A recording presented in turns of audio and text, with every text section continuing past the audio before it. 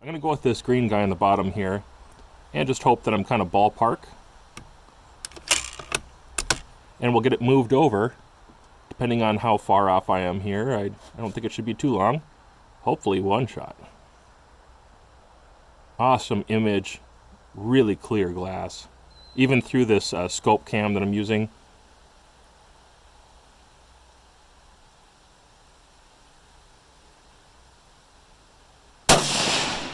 Okay, so I can see my impact is high and a little bit to the right. So what I'm going to do is put that on that dot. I'm going to, let's see, other way. Looks like it's 2 mils high. And all I have to do is move my reticle up. Hopefully you can see that. And I'm right on it. Again, I'm adjusting the first focal plane right now. And I'm right on it. I'm right on my impact. That was very easy. Now I'm going to just pair up the second focal plane.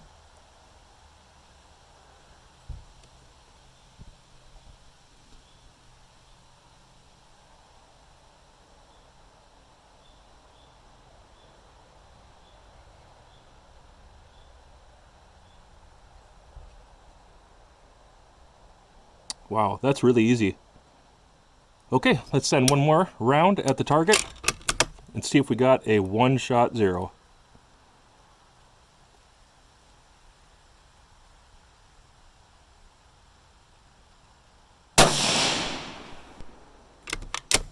Just a touch to the right. Not too bad. That could have been my recoil because I was a little too close to my scope cam. I think I bumped it. Let me go ahead and send one more. Right there, touching the bullseye. Alright, so when I was taking those shots there, this right here was actually hitting me in the left eyebrow and giving me some rookie bite, just because the eye relief with my camera mount system and this little widget right here. Yeah, that was unfortunate. So it kind of messed up my shots there. But I'm going to go ahead and do 5. With this ammo that I'm shooting right here, it's like a hunting ammo. It should keep about 1 MOA, maybe a little tighter. And I wouldn't be surprised if it was a little tighter. So I'm going to go ahead and throw 5 down just to confirm that that group does look right. Go ahead and record here. And we're ready to go.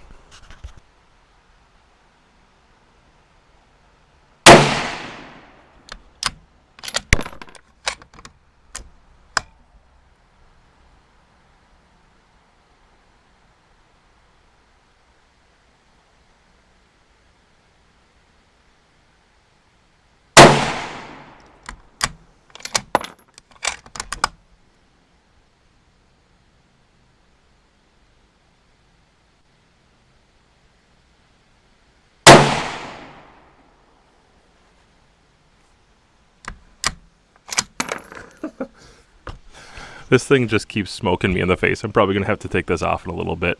It's really hard to shoot the groups with that on there.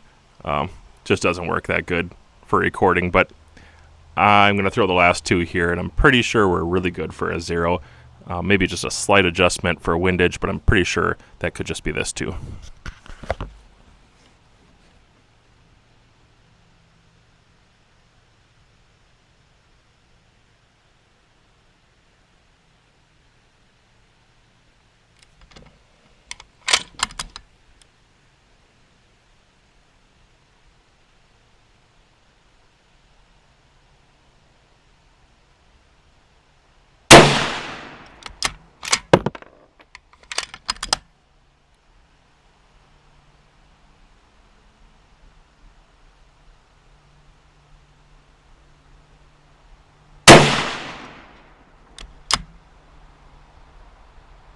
Yeah, that looks like about 1 inch.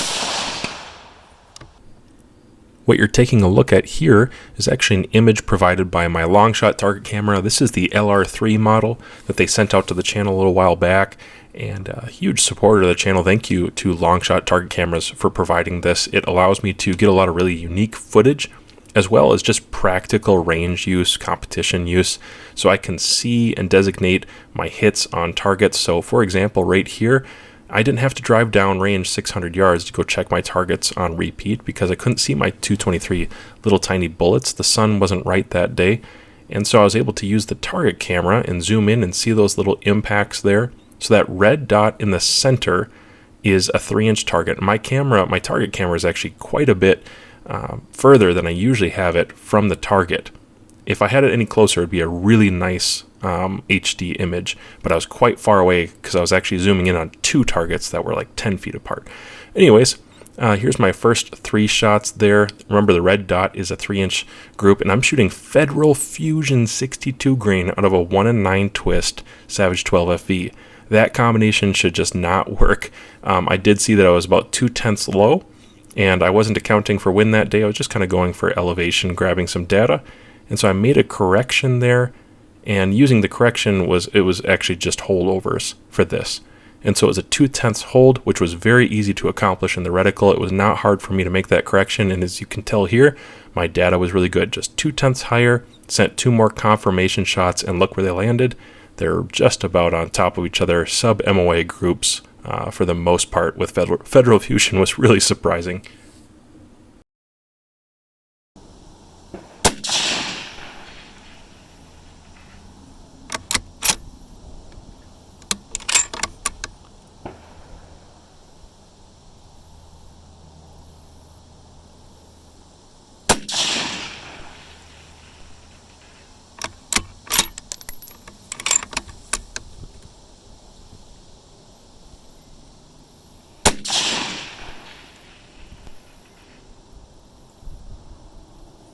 $826 yards, the Shepherd 3.5 215, Winchester 69 grain match, and my data is 8.5 and the wind is variable. Impact.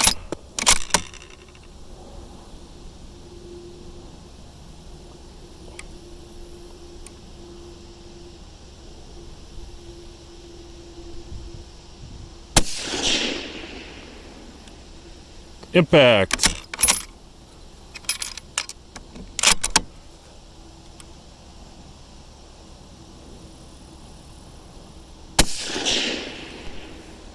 Impact.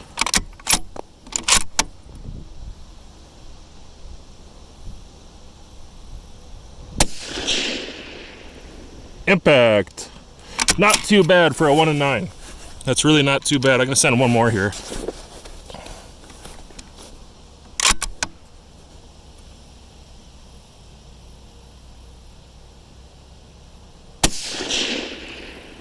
Yep, impact. That's fairly reliable, actually.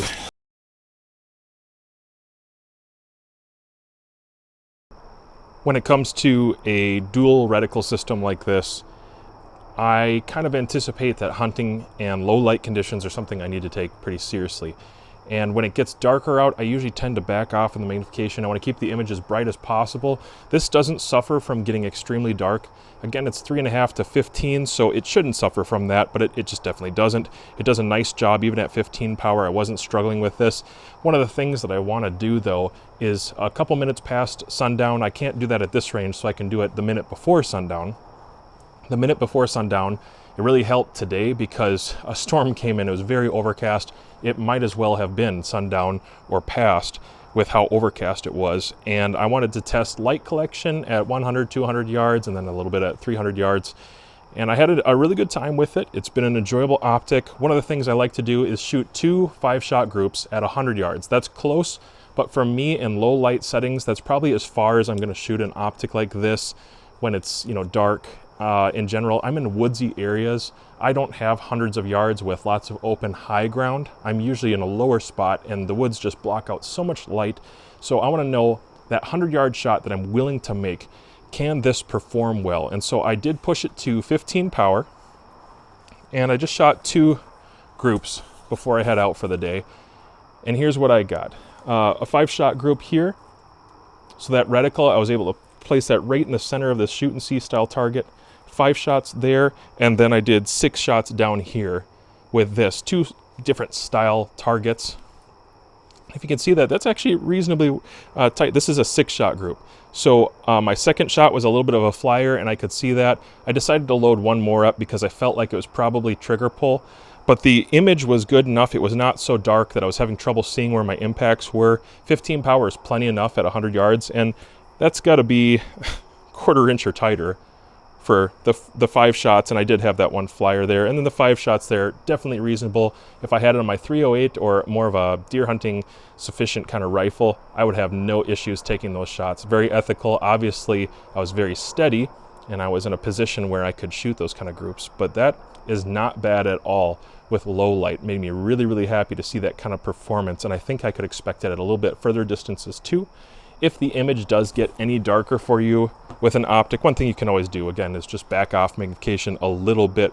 I tend to like shooting this optic, I don't know, right around 9 or 10 power, but occasionally when I want to identify something or see where impacts are going, like when I was shooting at 1,000 yards, probably the last video or the last time I was recording, however this comes out, I do like to push it up to 15 power when I'm spotting for other people at 1,000 yards. I don't have to, but it is really nice to have that really crisp, clear image and be able to read mirage. I'm going back and forth a little bit using the adjustable objective and my magnification and just kind of testing things out. I was able just to read vegetation really well. I was able to read kind of the mirage and the way that it was blowing off, and get some directions for changing winds on a couple particular times I've taken this out. And then here tonight in very, very, very low light conditions, being able to crisply see my target and distinguish my impacts. It just shows that this is a versatile optic. It is not just limited to being a hunting optic. That's something more so I'm putting on it probably.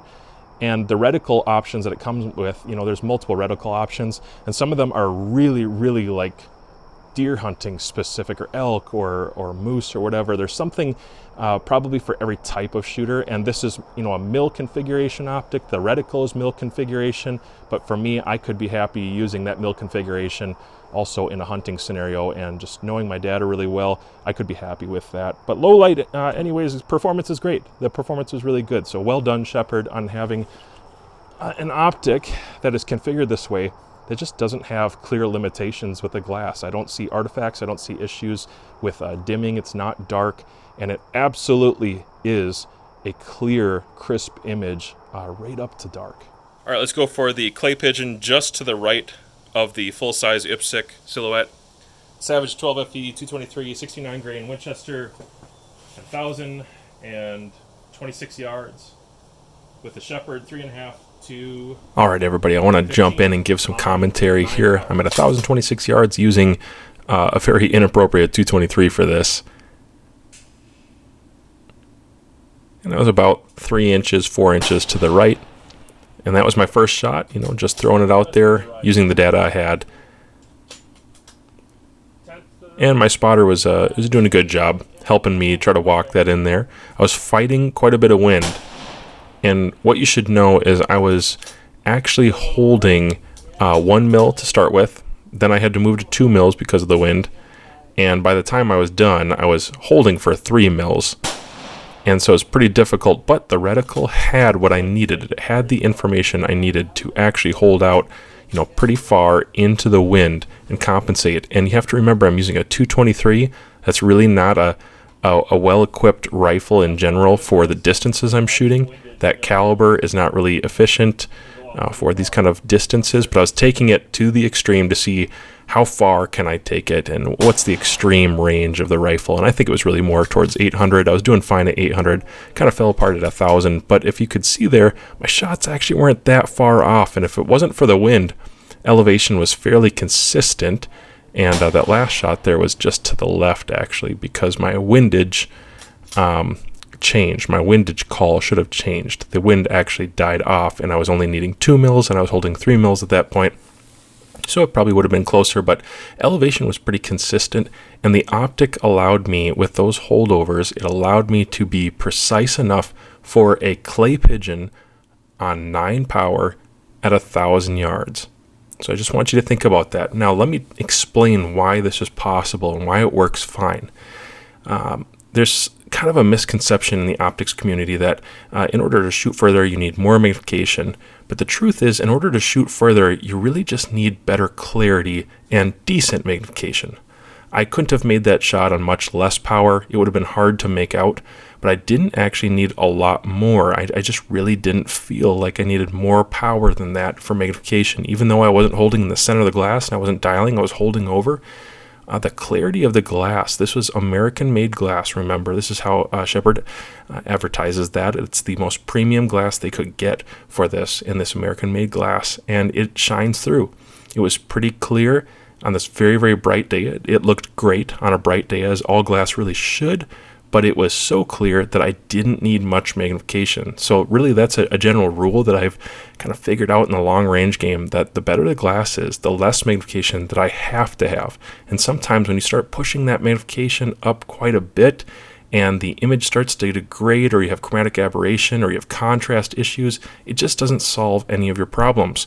But you can take an optic like this, which is a 3.5 to 15 power. It's not very high by modern standards, but the glass quality is very good. The contrast was very good, and the brightness of the image was very good. And there, I didn't really have issues around the edges of distortion towards the bottom of the reticle or the bottom of the glass even. So I would just say that when you're considering long-range optics or long-range hunting optics, glass does matter. And sure, you can push a poor quality piece of glass with dialing pretty far on big targets, but contrast just becomes so frustrating that the image itself is hard. And then if you want to move down to smaller targets, like shooting a clay pigeon at 1,026 yards, and I'm holding over, right around 13, 14 mils, well, on 9 power, you actually need pretty good glass. And I was able to accomplish this because Shepard put together a pretty good equation of this optic, and I like it a lot. I think I'm going to have to go back and try with that rifle one more time. I was very frustrated, but again, it was so windy, and so I'm not surprised that I didn't cold bore that clay pigeon, but man, did I come close a few times. So obviously that was far beyond the max effective range of a 223 with a 1-9 twist barrel. It's this big Savage 26-inch barrel from their 12 FE series. Yeah, I know that. But the point of this is actually to test the glass and the tracking and just kind of ballparking. How does the performance of an optic like this match up with hunting specific rifles? Because that's really actually what this was before I put it in chassis. It was a hunting rifle. And I would definitely call it a varminter. And I could have used this optic for varminting for certain size varmints. Usually, you want a little higher magnification, and they have a 6 or 24 model or a higher magnification model at least. And I think I might try that one out too, for some longer distance shooting. And that one I'm going to put on a center fire and a higher caliber, something like a 308 or maybe a 6.5.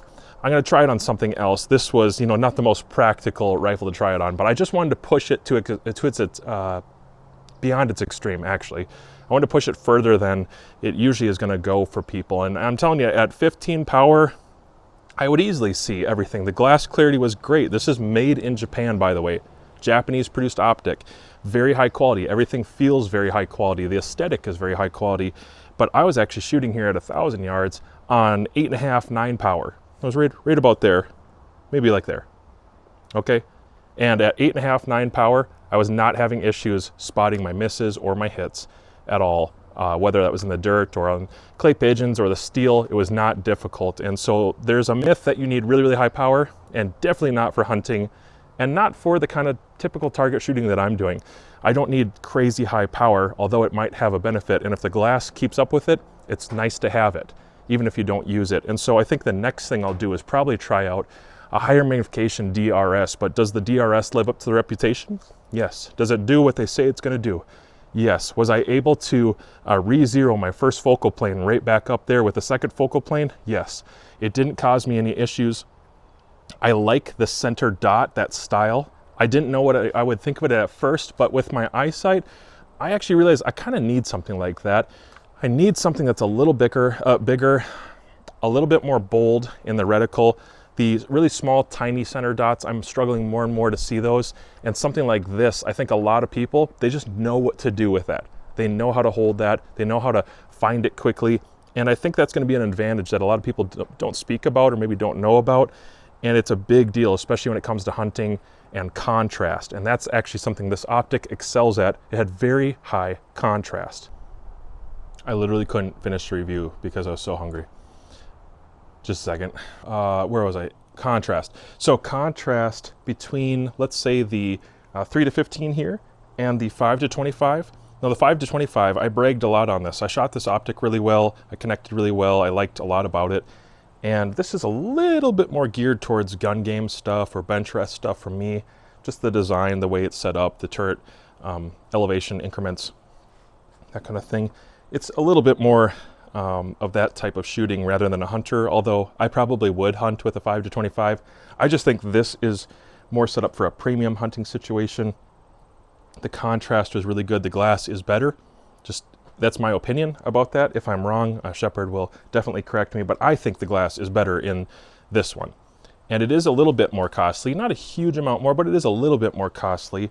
And features wise, if you're trying to decide between the 5 to 25 or the 3 to 15 or 6 to 24, just let you know with this one, the DRS having the dual reticle system, you do have an adjustable objective that's here out front. It's just a little different than gun game optics that have the side parallax and illumination. This one does not have illumination and it does not have a side parallax, which, okay, in my experience, not that big of a deal in a hunting optic at all, especially if I'm taking a little bit further shots. You know, this is designed around capability to shoot further than your 100-yard kills, even though it would work fine for that.